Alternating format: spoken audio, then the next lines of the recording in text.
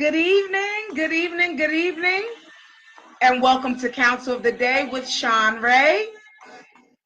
Welcome, welcome, welcome. I do not own the rights to this song, but this is the theme song for our title tonight. I can love them better than you can.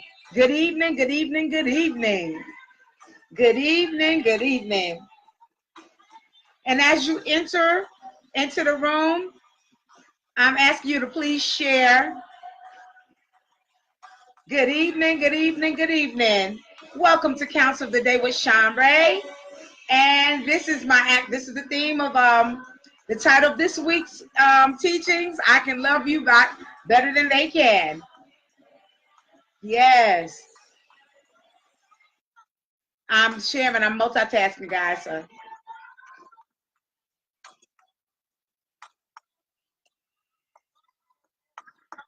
All right. Welcome, Rosalind. Good evening, good evening, good evening.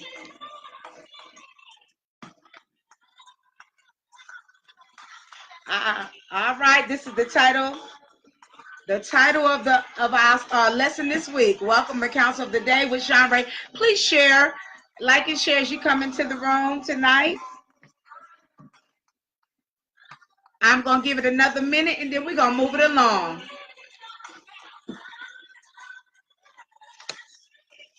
And people believe this. They believe this here. I can love you, love them better than you can. So, hello, hello. Good evening, good evening, good evening. All right, I'm going to go on and get started. This is the title. This is the title of my lesson this week. I can love them better than you can. All right. Good evening. Good evening. Good evening. Hi, Sheem, and welcome to Counsel of the Day with Shanrae. Please like and share as you come in. Please like and share as you come in this evening. I don't know what's going on with my I have so many different things going on, but I'm going to start with my website disclaimer. All right. So give me one moment. And I will acknowledge you as you all come in. As you come into the room, please like and share.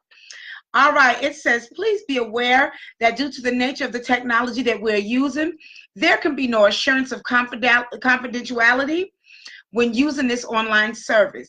It should also be noted that due to changes in policies, all replies are to be used as advisory and informationally only, and we will not constitute an official determination.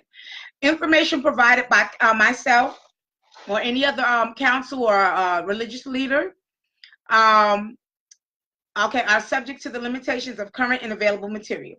So the final responsibility for successfully achieving a goal rests with you, the client or the individual. And information online is designed to be helpful. However, this information changes frequently. So it is recommended that you consult another physician, another therapist, another specialist, and or religious leader to aid in your overall behavioral wellness. So, good evening, good evening, good evening. And the title of this teaching this week is I can love you better than they can. And again, unfortunately, there are so many people that actually believe that. We are doing a love series this month. We did Love Defined last week, and now we're moving on to I Can Love Them Better Than You Can. So as you all come in, this is an open forum. So if someone wants to come in live and want to share testimony, I will invite you in. If you have any comments or anything that you want to suggest, you're welcome to write it on the platform. But we're going to go on and get started. Now, our theme scripture for the month, I am a Christian counselor. My degrees, I acquired my degrees from Ashford University. And so my degrees are in psychology and organizational management. So yes, I'm qualified. I've done this. I've been doing this for a few years, for quite a few years actually. And so if the question ever arises, well, what constitutes me doing counseling? I am a counselor.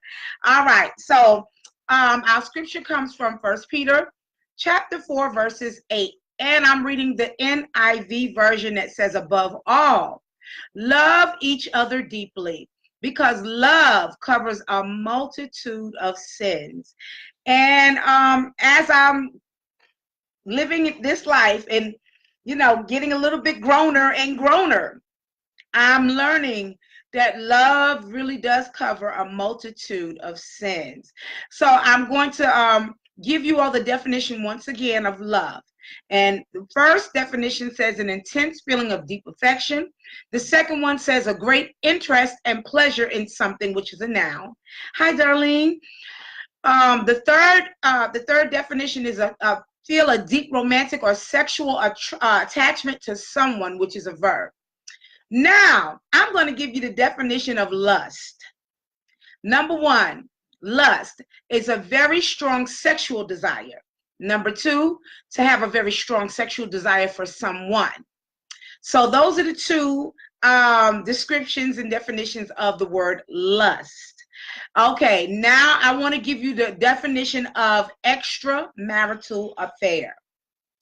And it says an extramarital affair are relationships outside of marriage where an illicit romantic or sexual relationship or a romantic friendship or passionate attachment occurs. So I'm giving you all this definition tonight because, again, this week the title of the lesson is I Can Love Them Better Than You Can. So y'all can chime in whenever you want to. As you come in, please like and share. And you're more than welcome to chime in whenever you want to. I will stop. I always stop and look. I have different screens going and other forms of digital tablets or whatever going, so I can answer questions. I can answer you as I go along. But I want to start off by saying that there's 5 kinds of extramarital affairs and the reason why they happen. So I'm going to say it again. There are 5 kinds of extramarital affairs. I'm sharing as we're going. There are 5 different kinds of extramarital affairs and the definitions why these type of things happen. So again, you could chime in when you want to. We're going to give you we'll expound on whatever you're talking about. So let me get started because we only have like a 30-minute window here.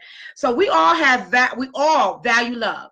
And then why do we engage in extramarital affairs? Let me take this back because I haven't engaged in any extramarital affairs, but this is just hypothetical. So we all value love, right? So the question is, so why do people engage in extramarital affairs? Helen Fisher is a biological anthropologist that describes it in an interesting manner. So according to her studies, love is not really an emotion, but it's more of a brain system. And when it comes to love, we have 3 brain systems. First is the sex drive. The second one is the romantic love, which is that eros love we talked about last week. And the third love is the partner attachment, which is that philia. I believe it's that philia. And the brain architecture works in a manner that while being attached to one partner, we can feel intense love for another and sex drive for even more partners.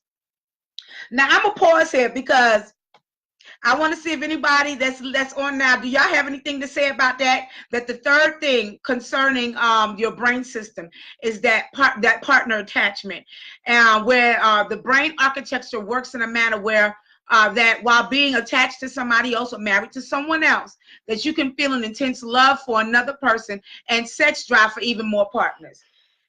Now, I have my theory on this, but I just want to know that anyone wanted to chime in. Good evening, Esther. How are you? Camilla, how are you? All right, I'm going to keep going until I see some feedback here. So according to Raymond Lambo, who is a life and soul coach, different people react to differently to extramarital affairs. Some are looking for self-reassurance that they are still desirable. Others want to kill boredom or release stress, get even. Some want to get even with their spouses or simply explore outside of their marriages. So here we're going to go into the different stages and different forms of affairs and their definition. So one form of affair is an only lust affair. And this is the most common among. Oh, Martha, how are you? Good to see you, Diva. Nice to have you on tonight. All right, so number one is the only lust affairs. So this is the most common among all types of affairs. The two people are in it only for sex, and as it makes them feel sexually liberated, and in a like a hi Aaron, how are you? It makes them feel liberated in like a shush affair or something like that. They have no plans to leave their respective partners, but they enjoy the steam in the bed. Um, so such affairs often fizzle out as soon as the excitement settles and don't last too long. While initially it helps the two mask their emotional issues behind the sexual overtones. Soon the deep-seated issues surface again and then fade that connection. All right, so that first type of affair is called the only lust affair. Now the second one is called an emotional affair.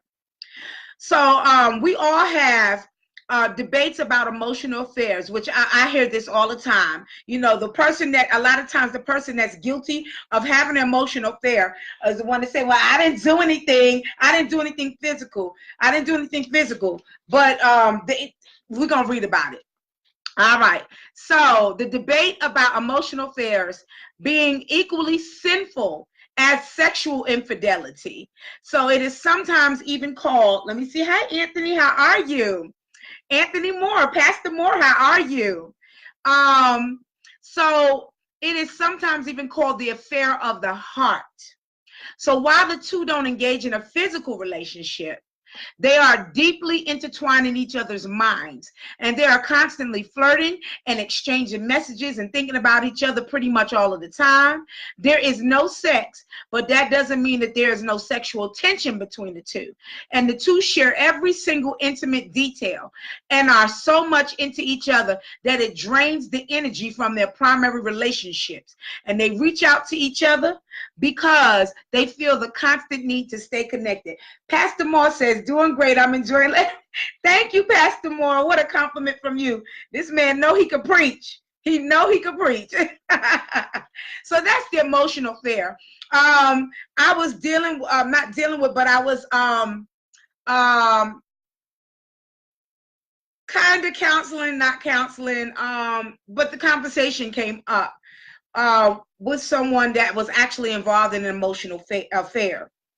And the person, they just constantly just kept trying to underrate this affair, this type of affair, because there was no physical, they say it was no physical involvement.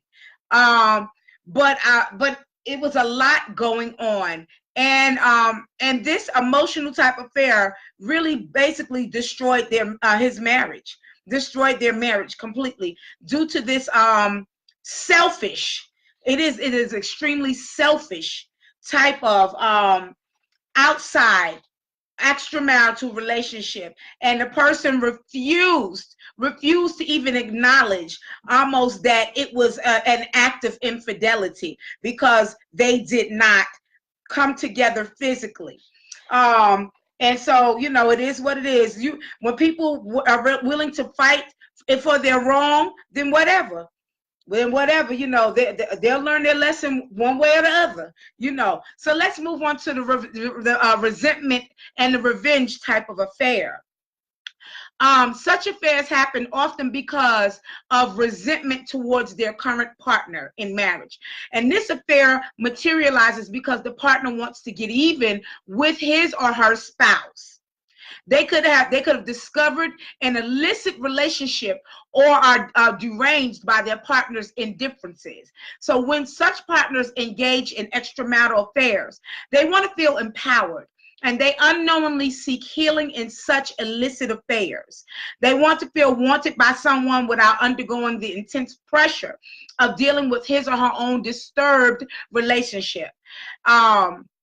So this relationship falls out faster than the two realize.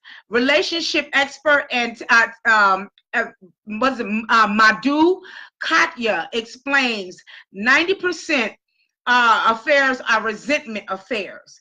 Couples are too busy in their respective lives that they barely find time to work on their marriage, and that's how resentment creeps in.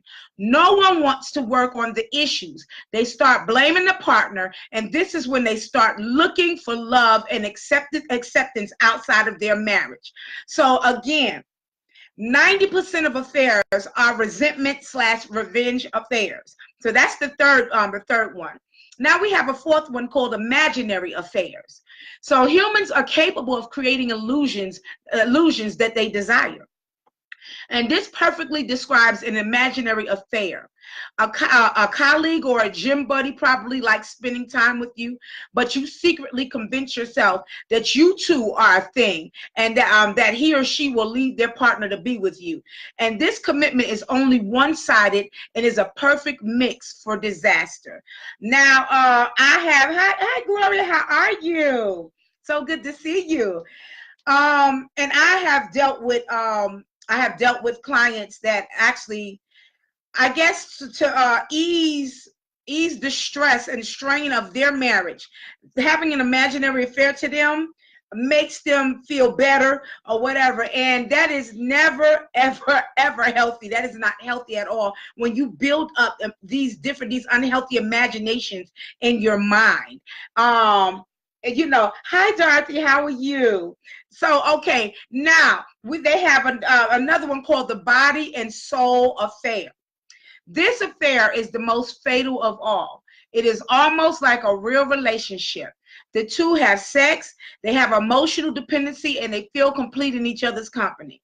They see each other as soulmates. And this kind of affair is capable of wrecking marriages simply because the relationship feels so right. So my dude, who I just spoke of earlier, which is a therapist or specialist in this, there are a very small percentage of body and soul affairs.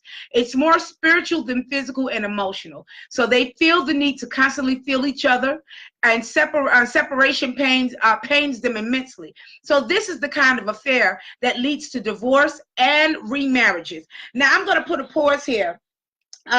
Good evening, Shalita. I'm gonna put a pause here with that because years ago, and this relationship is over with, and I'm going to expound on this because it was public, it was publicized. So years ago, we saw Brad Pitt leave his wife Jennifer Aniston for Angelina Jolie, and they were married. And then all of a sudden, you see the two, Angelina Jolie and Brad Pitt, together talking about how much they were in love and this, that, and the other. And one thing that that put a bad taste in my mouth about this, first of all, an extramarital affair is wrong, period.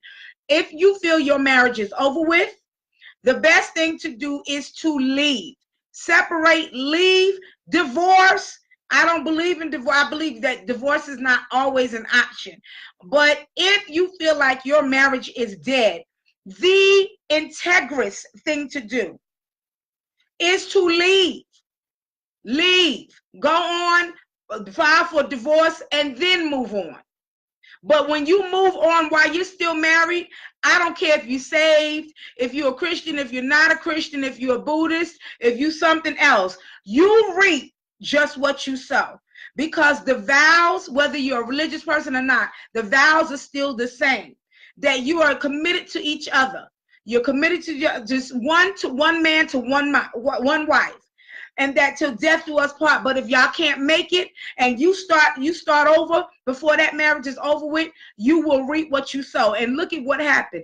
And I know from what I was, again, from my experience with counseling and watching the body movements and the eye movements, every time I would see those two together doing interviews, I would watch their body movements. I will watch their eye contact, and for a long time, I could tell that their marriage, that Angelina Jolie's and Brad Pitt's marriage was over with. He was just trying to stay there to save face, and after a while, he couldn't do it because how they got together was right up here, like this said, body and soul type thing. I knew that their marriage was doomed, was not going to stay, because it started the wrong way. They started when he was still married. And one thing Angelina Jolie should have never did. Good evening, Terry, Miss Terry. She put her mouth on this man's marriage. I remember her in an interview saying that Brad Pitt's and Jennifer Aniston's marriage, they were more like brother and sister than husband and wife. What a way to justify your wrong.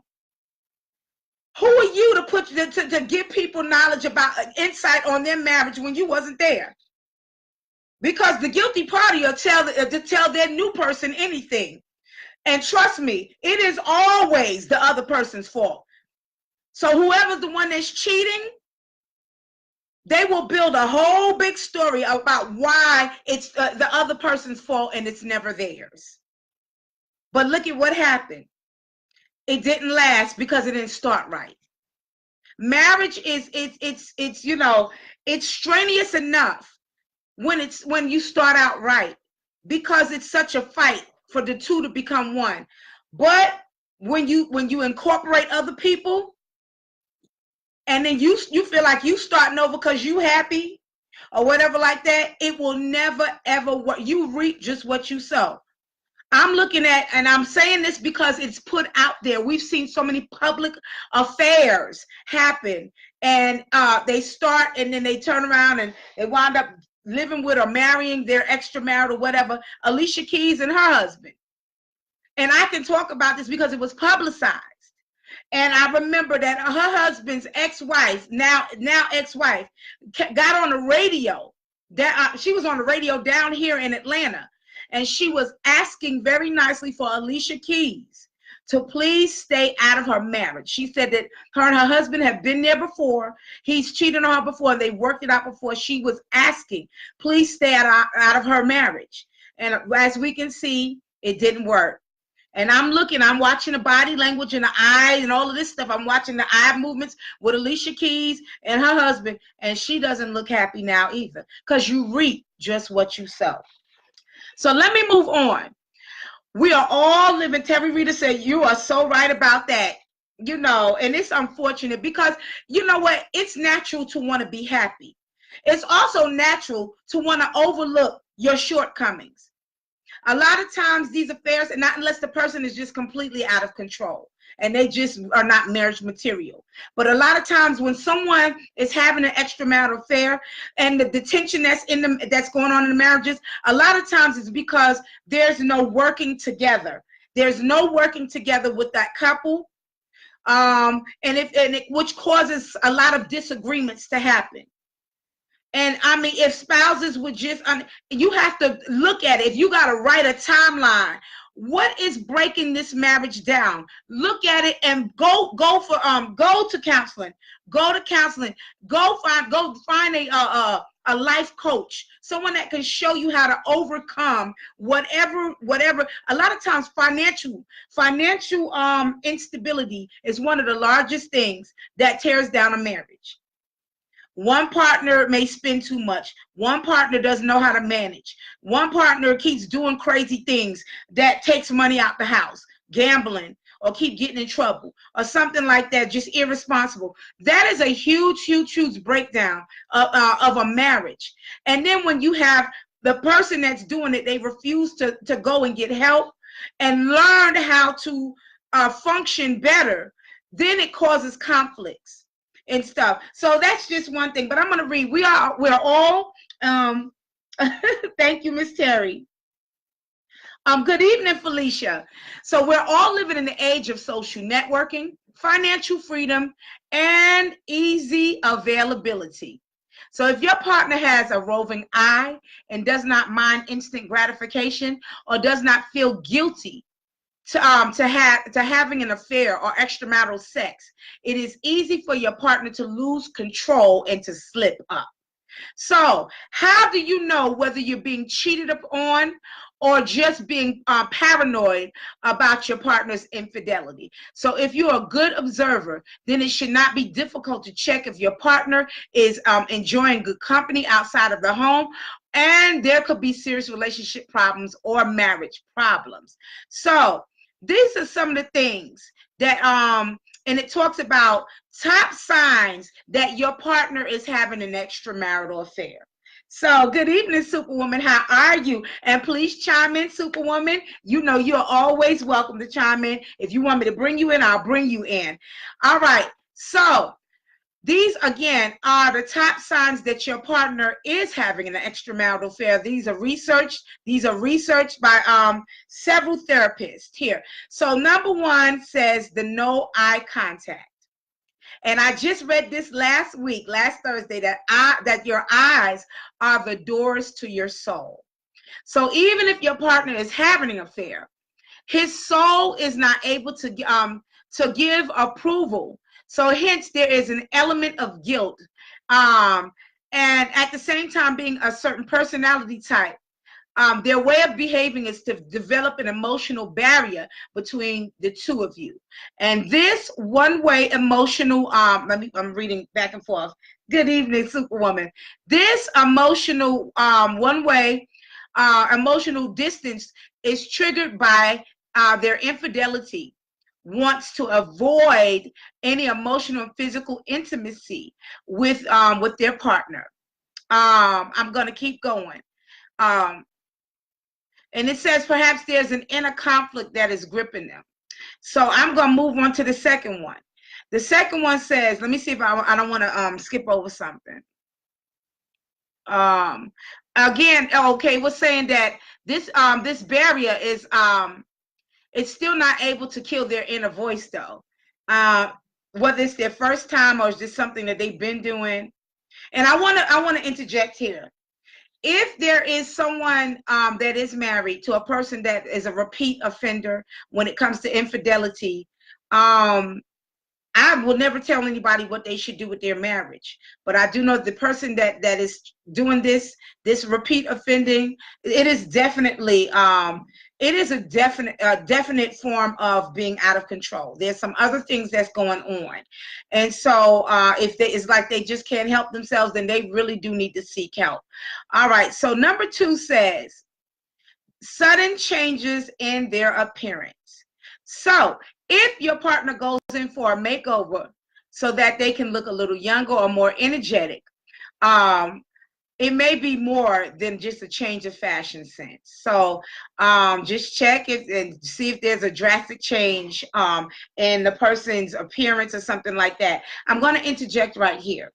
I remember years ago, I have a lot of friends that are maybe 10, 12, 15 years older than me. And so I remember a affiliate of mine, she was about 10 years older than me. And good evening, Mary. And she had started noticing a change in her husband's appearance. And she just kept saying, wow, that's, he's going to the gym and bodybuilding and all of this. And she noticed that it was a change going on. And about a couple of months later on, that's when she found out that her husband was cheating on her with a younger woman. The marriage did not make it. She's remarried and happy now, and happy and a beautiful couple. And I believe that he did marry that young girl. It didn't last because, of course, it was one of those, what we read about, body and soul affairs. And, from what I hear to this day, he's not married and he's had to live. I know he's tried to contact her. But, when it's over, it's over. So that I do know from experience that when sometimes when there's sudden changes in their appearance, that is a red flag. So the third one is you are being pampered. You're being pampered. So in an unsuccessful bid to hide their extramarital affair, your spouse wants to confuse you like they real smart, because as we say in the church world, sin make you stupid. Sin will make you stupid every time, because when you're doing stuff like this, you smarter than the next. Like you ain't gonna never get caught, and it doesn't work like that. But So in an unsuccessful bid to hide their extramarital affair, your spouse wants to confuse you. And so they start to shower you with expensive gifts, candlelight dinners, or at fine restaurants, and thinking that you will never, ever, ever get any clue about the relationship, their outside relationship or infidelity. So that's number 3. I'm trying to see if anyone is chiming in. All right. Number 4 says that they have suddenly become inaccessible. So they've suddenly made themselves very unavailable. Whenever at home, good evening, Cordero. Whenever they're at home, they're very busy on their computers working on some project or report or an urgent presentation. On holidays, they don't stay at home because whatever. Similarly, when you call them at the office, you're told by whoever or whatever, they're just not available. So they're just busy. That is another way you can tell that there's something. Hi, Cal, how are you? That something else is going on. The 5th one is that their phone manners have changed. Their phone mannerism have changed. So have you ever noticed that the husband or the wife are now picking up the phone on hearing a short beep, that there's a half smile on their face when they're taking the call? Trying to suppress their happiness. In the presence of the voice, the conversations are short, but the chatting is long. So this is another way that you can tell that there's something going on. The 6th one is that when they start referring to another man or woman about being the ideal person. So if your partner, your spouse repeatedly talks about what another man or another woman does, or how they behave, or how they dress, or how they talk, especially if you have never met them, there is a good chance the reference to this new this is the reference to their new lover. And I'm not gonna move on to this, move on with that. What I've also noticed is the opposite. I've noticed the opposite is in front of us. I've seen the spouse that's having the affair try to deter their spouse by saying "ill," like "ill," oh them, "ill," them, oh no, "ill," and they know, that they the first ones hopping on it. Miss Terry said that she's been married twice and both was trouble. Wow. She said she was doing hard time. And my second, it was an alcoholic. Oh, wow. The second one was an alcoholic. Hold on. And loved to fight her until she started fighting back. So now she's done with relationships. And so it's been 8 to 9 years since she had been with a man, and maybe because she's not healthy and she loved being by herself, just how she feels about her relationships with men. Oh, okay, Miss Terry. I understand, Miss Terry, because twice it's been men with severe issues, and that hitting and that alcoholism, that's a no-no. That is a no-no. I do know that if you open your heart again, I don't believe it'll be the same way with the same type of people, because I believe that you now know the signs of someone that's extremely troubled, and that you would not give yourself to someone, because honestly, whoever we marry, if they have deep-seated issues, we can't fix it either. We're not supposed to. So we're not their problem, but we're also not their solution. And you can help someone that's messed up. You can help somebody that comes along with issues. You can try your best to help them. But if they're not willing to help themselves, then it's not you. It's nothing that we can't overcome for people. We have to overcome just for ourselves, because all of us have things that we need to overcome. But we wasn't created. We weren't created to overcome for people. So they're the ones that have to recognize their issues and then work towards fixing them. But I do know, Miss Terry, you're a beautiful woman. Hello, I can't say your name, but hello, E. I do know, I believe that if you open your heart, Miss Terry, another, and illness has nothing to do with it, because when someone loves you, they love you. And they love you in sickness and health and all of that. But if you open up your heart again, I believe this time because you already recognize the signs of the bad, that this time will be the good. So, whichever way, you say you're happy alone or whatever, but start out as a friend and just try it from there. So number 7 is noticeable changes in their behavior at home. So you and other family members too have found perceptible changes in their behavior. Sometimes they are very irritable and don't want to discuss anything. They say, leave me alone, and be a good husband or father, whatever, or friend, whatever, but they're very irritable and they don't want to discuss anything. So, that's another thing, noticeable changes in their behavior. Number 8 is secretive nature. Having a secretive nature, and this is an extension of the previous point, that they get startled when you catch them unaware on computers or on mobile, chatting or texting. That is a huge marker right there, when they jump in because they text and ain't supposed to be, but you always get caught. Sin will make you stupid. I'm sorry, what you say, Miss Terry? Yes, I do know that right away. My first husband was talking to me and his baby mama. Yeah. You know what, again, I know, Miss Terry, the signs. You see that, you know a good person, a genuine person now from the placebo, from the fake, from the hidden, from whatever. And again, whatever you choose to do, the main thing is just be happy. I am sorry that when people experience this type of betrayals, one thing I can tell you, when it does come to extramarital affairs, it's like experiencing a death.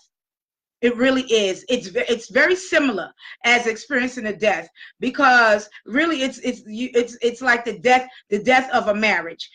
Even when people decide to try to work on it, the trust is never ever there again. Not for the person that was betrayed, and the person who did the cheating. They don't have any right to tell the person that they cheated on how they should get, or how fast they should get over it, when they should get over it, what they should say, and how they should discuss it. To me, that's a lot of nerve. You're the one that did the breaking down of it, and now you feel like that after, because you bid a little bit of time, it should be over with. But no, that type of betrayal is really like a death. It's a death to the relationship. So I would never tell nobody what they should do, but I do know that it's an uphill journey. It's an uphill journey when infidelity has been breached, been actually brought into your home. So we talked about the secretive nature, how a person is jumped when they're and you know what integrity is? Doing the right thing when nobody's looking. And there's so many people that have little to no integrity. And I tell people all the time, when a person is away from their spouse and they act a certain way, that's who they are. People know how to put on. They know how to put on when they're around.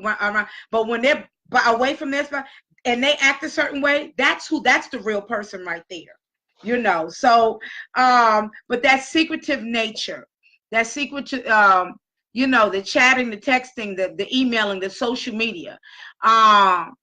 So their behavior can be characterized as secretive, unusual, or unexplained. And this should alert you about the possibility that your partner is cheating on you. So number 9, it says your gut feeling tells you so. And that women's intuition, that man's intuition.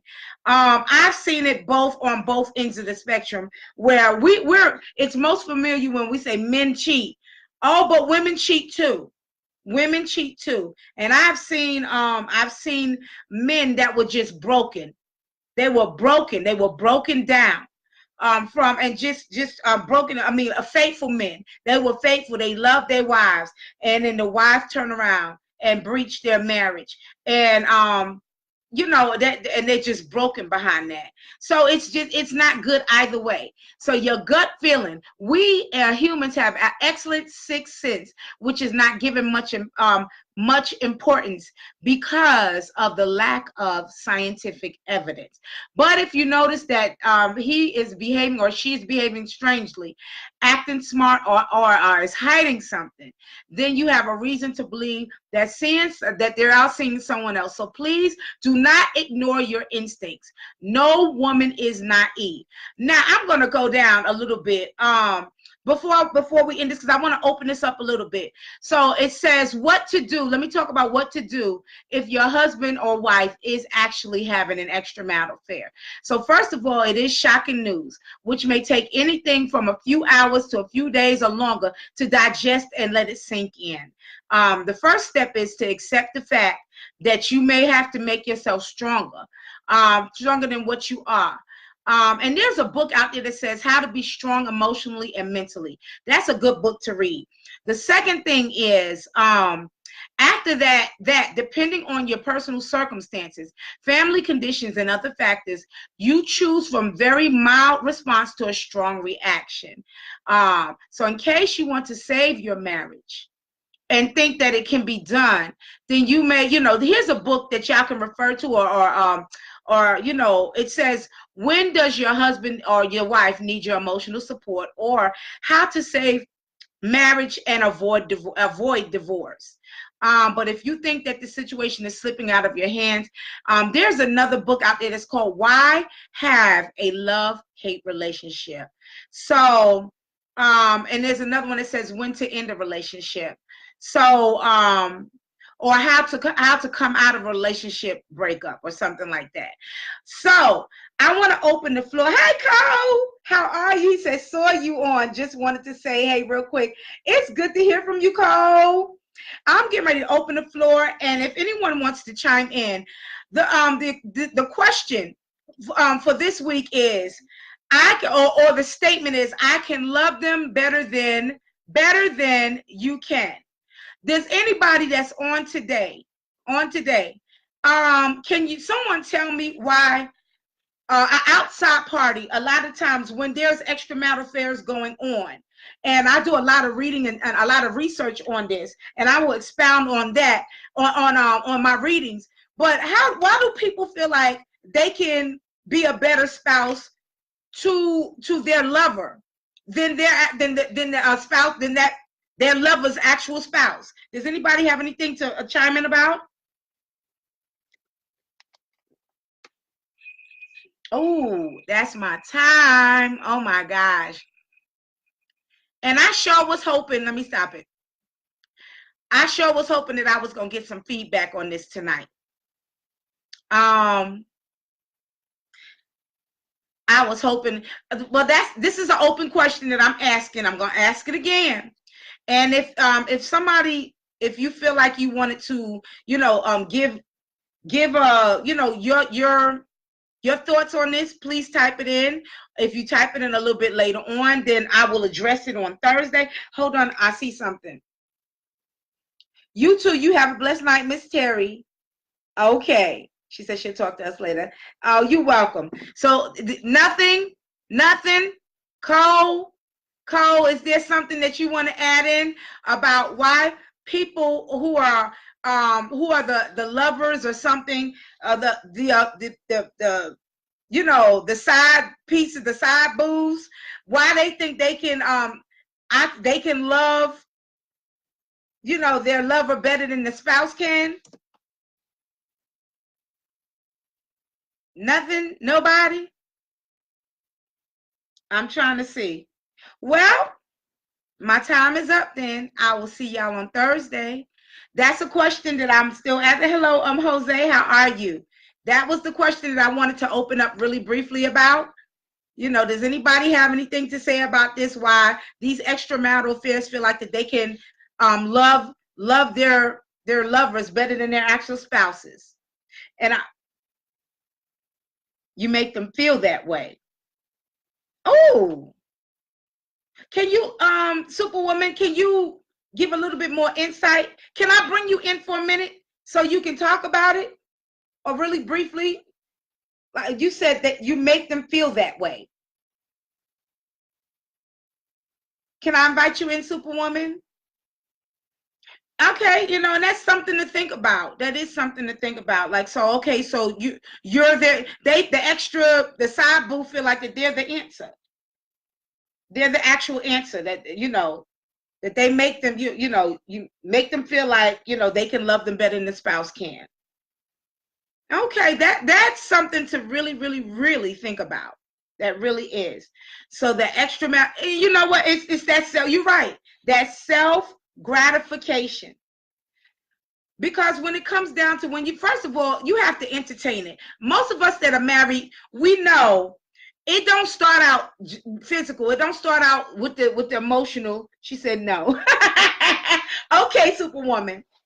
But those that are married, you have to open the door. You gotta flirt with the idea that somebody else is, it is, I guess it is intriguing. Ooh, they want me. I have had this happen throughout my entire marriage. And you know what? If I entertained it, I would have had several affairs on my husband. But I never entertained it. Because I knew one thing I did know. First of all, I thank God for a relationship with the Lord as a Christian, and knowing that I did not want to bring reproach not only upon me but on my children, because a lot of times these extramarital affairs, it goes far, it goes way deeper than just you, the lover, and the spouse.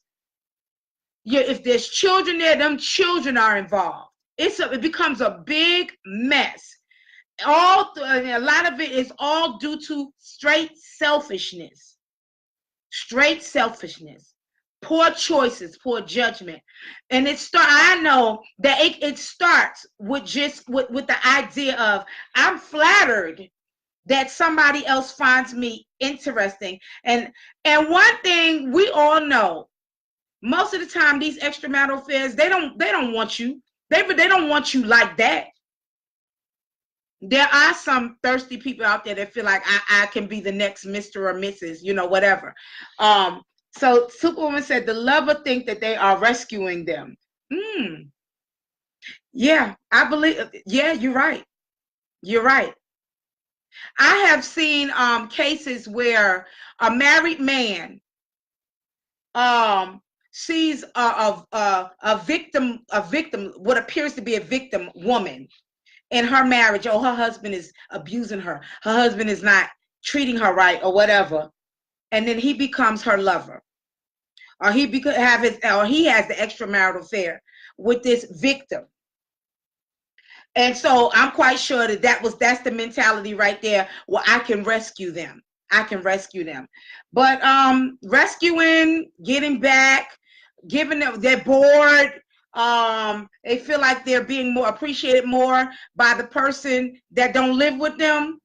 Wrong is wrong is wrong is wrong. Wrong, and you reap just what you sow. And I always add, in ways you never expect, when you never expect it. The bottom line is integrity. Integrity is doing the right thing when no one is looking, no one else is around. Most people show you who they are when they wind up putting themselves in bad positions when they're by themselves or when they're alone. That speaks volumes about a person, and whether they have a good character and they have integrity. So the bottom line is, even if there's turmoil in the marriage, I can tell you, I've been married 25 and a half years. And it's been a lot of downs. But having an extramarital affair, I knew me opening that door would have never, ever been the answer for what was going on in my marriage. I know a lot of people choose just to be happy. I've had people, close friends, tell me, really encourage me, you need to be happy. And the best way to do that is you need to get up under another man. I've had people tell me that. You've been going through so much since you've been married. You ain't happy. You need to be happy. Go get up under another man. And it sounded really good at the time. But when I was by myself and I went into prayer, my own prayer closet, this is what the Lord said to me. You can do it your way. And then let the chips fall where they may. Or you can be honorable and be honorable in your marriage. And then whatever happens, if it doesn't work, I can still bless you. I can bless you as you're coming out of it because you honored your commitment. So I'm telling you from firsthand experience, there were plenty times where I could have entertained that and opened up a bag of worms or whatever like that. But thank God, thank God I understood that starting that would have never ever been the answer for what was going on in my home. So I'm going to start my music, and I will see you all on Thursday. This is my theme song. I do not own the rights to this song, and so this is it. I'll see y'all Friday. Thursday, happy Valentine's Day, guys. I'll see you Friday. Good night.